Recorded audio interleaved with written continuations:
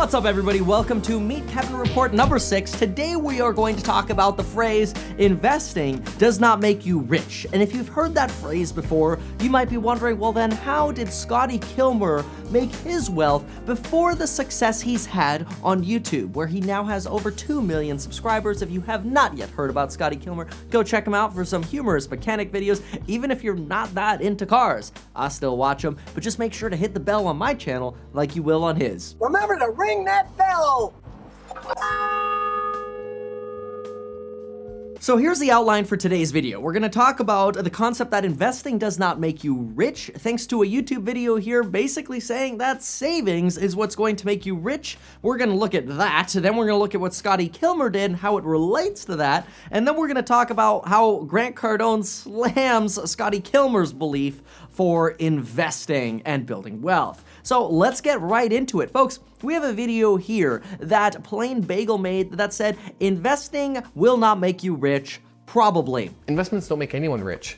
And when I first watched the video, I applauded it because I thought, wow, we actually have a YouTuber referencing studies and data. That's really cool. That is the kind of person I am with like the New York Times or the Wall Street Journal sitting on my desk or the Economist.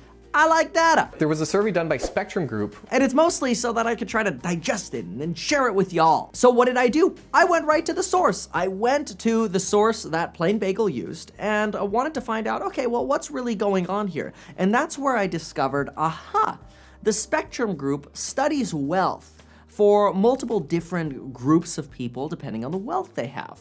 Now, the conclusions Plain Bagel made, where he said investing doesn't make you rich, savings make you rich, were very shocking to me because I don't believe that. I strongly believe that investing makes you rich, that savings kind of keep you poor. And one of the highest scoring statements with the average score of 81.98 was the following. A dedicated and regular savings program is something I consider very important. So a lot of these people made their wealth from saving money, not from investing.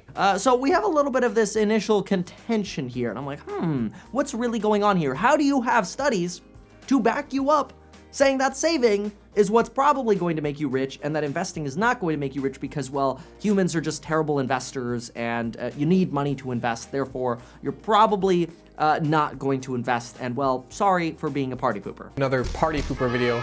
So then I went to the data and realized, aha, here's the scoop with the Spectrum studies. Spectrum takes 4 groups of people and then interviews those 4 different groups to find out what their habits are for building wealth. Well, Plain Bagel didn't tell us that he only referenced the group with the smallest wealth out of the categories. Let's break down the categories here. The first category we have is called the mass affluent household. This study found that in 2017, there were 31 million mass affluent households with a net worth of between $100,000 and $1 million, not including their primary residence, aka the place they live. So they have 100,000 to 1 million in money somewhere, whether that's rental property or their IRA, which is probably the most common, or whatever else. Then there's the next category, which is the number of millionaires that are in the United States, which was pegged at 9.98 million. And these are people with a net worth of between 1 million and 5 million. Then we have ultra high net worth individuals who have a net worth of between $5 million and $25 million. And this grew to a population of 1.3 million households in the United States. Then the fourth category is basically all households with a net worth exceeding $25 million. And so what was very interesting was Plain Bagel focused his entire premise on the poorest people of the bunch. Now, don't get me wrong. To be in the poorest group here, you still had to have a net worth of $100,000. So I get that. But I hate to say it, that poorest group isn't necessarily what we all want to aspire to be in. I don't know that we necessarily want to aspire to have a net worth of between 100,000 and $1 million. I think most of us want to, when we're older, have a net worth exceeding $1 million. Now, here's the most important point. See, Plain Bagel says, hey, you know what? These people that have between a net worth of $100,000 and $1 million, they really value savings. In fact, 81.9% of them believe a dedicated and regular savings plan is something they consider very important. When I actually looked at the data, I realized that the poorest group, keep in mind the people that are the poorest group here, still have a net worth of between $100,000 and $1 million. The poorest group of people put less than 50% of their assets into investments.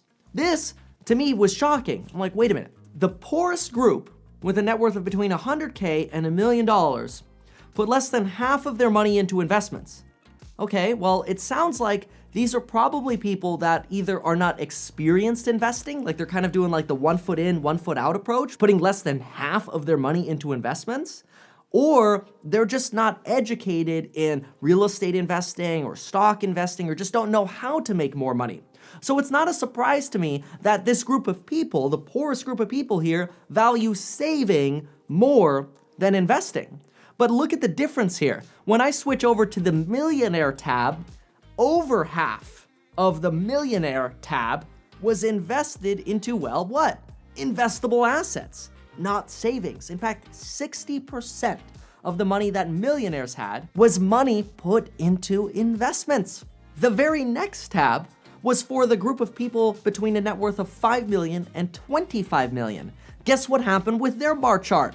You guessed it. More money was put into investments. 72% of their money was put into investable assets. So my conclusion here is that the wealthier people were at the time of being interviewed, the more money they actually had in investments, which is exactly the opposite of what we were told in Plain Bagel's video. Investments don't make anyone rich. That saving is actually what makes you rich, and investing is not. And what they found was that most of the highly rated statements all had to do with savings, not key investment decisions. We as humans are terrible investors. I guess the question really boils down to, how rich do you want to be? Do you want to be 100K to $1 million rich? Or do you want to be $1 million plus rich? And the higher your goal is, the more important it is for you to invest your money and build wealth through investments by being educated and investing for the long run. And that brings up our good old pal, Scotty Kilmer, because we just learned that investing is a crucial part of building a net worth. That maybe this YouTuber had a great conclusion from the article that he read, and I thought it was a well put together video, but to say that most people don't get rich from investing was a little bit of a disservice, in my opinion, to all of us viewers. It's pretty clear that investing is indeed what builds wealth. Scotty Kilmer posted a video and said, "How did I make my money before YouTube?" And guess what the answer was? Her salary and the money I made fixing cars went to paying for the house and all that. I bought this old house that I'm in. Okay, that was 40 years ago. And people said, "Oh, Scotty, you're an idiot. You paid $80,000 for that old beat-up house that was made in World War II. And I said, let's just see. Well, they were right. It still is an old beat-up house. But the lot that it's sitting on is worth more than $500,000. So Scotty Kilmer made his money by investing in real estate, despite the fact that people told him, "Hey, why are you buying an $80,000 shack from wartime? That's a piece of crap."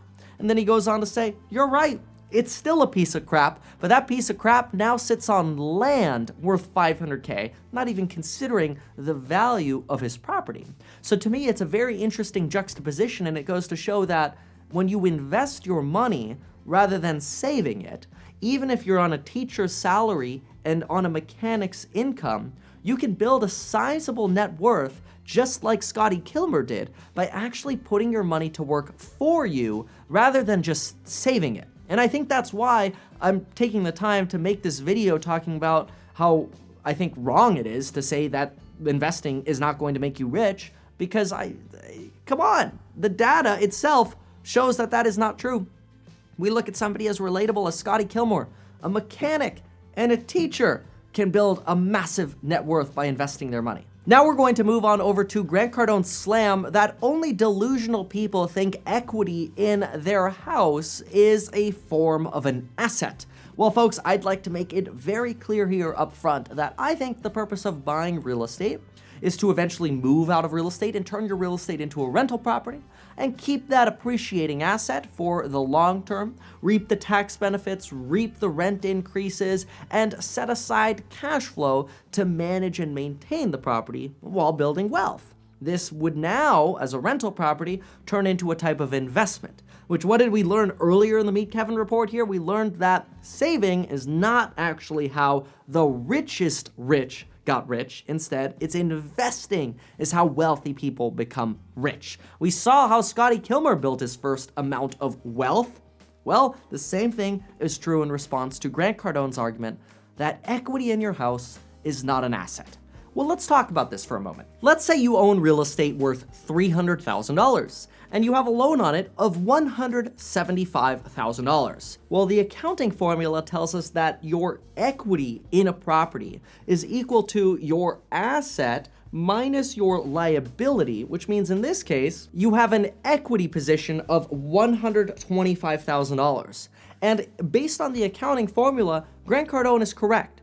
This $125,000 is not an asset. The asset is actually the property, which if the asset goes up in value 10%, well then your equity position just increased by $30,000 simply by subtracting your debt from $330,000 and resulting with a higher equity position. So now, why does Grant Cardone say that only delusional people think that this is some kind of usable wealth? Well, that is because Grant's position, and it's not an invalid one, is that you should take this equity and put it into investable assets such as rental property or stocks or bonds or mutual funds or, capital funds that invest in real estate so that this money can go to work for you. And he's not wrong, but there's a little bit of a problem with that. By taking out too much of your equity position, you remove some major benefits of having an asset with equity. Let's just touch on those benefits. What can you do with equity in any kind of real estate, whether it's a 30-unit apartment building or a house or a duplex? Well, there are two main things you could do with equity. You could be insulated from the marketplace. Look, if you have a $300,000 house and values fall, and for whatever emergency reason you need to sell and free up cash, the more of an equity position you have, that is, the more leftover money there is after you pay off your debts, the safer you are. And this harkens back to Warren Buffett's margin of safety. In addition to that, you have the leverage opportunity if you need it. That's probably my favorite part of owning real estate and having positive equity in a house. You can, let's say you have that $300,000 house, you have $125,000 of equity because you have a loan on it. You could take that $125,000 and go to somebody and say, hey, would you mind giving me a $50,000 loan? I want to go develop an app. I want to expand my business. I want to go invest in Cardone Capital. I want to go do something with that money. Well, you can. And that is the beauty of having properties with equity, is that they give you options. They're also a way to insulate yourself from market risk. So the more of an equity position you have, the more opportunity you have to jump on other investments when it's convenient for you. And if the market declines, the safer you are because you do have this sort of insulative blanket that is going to cushion the impact of investing and market movements. This is why investing, and the whole theme of this Meet Kevin Report 6, is that investing is truly what makes you money, not necessarily saving. Because investing, while at the same time making money for you by going to work for you with investable assets, being the most common way people actually build real wealth, investing can also provide you a form of insulative protection in the event there are market declines or you decide, you know what, I want to take advantage of an opportunity. I'm going to draw against my investments and go take advantage of that opportunity. And if there's no opportunity, what happens in the meantime? Your money is working for you instead of against you.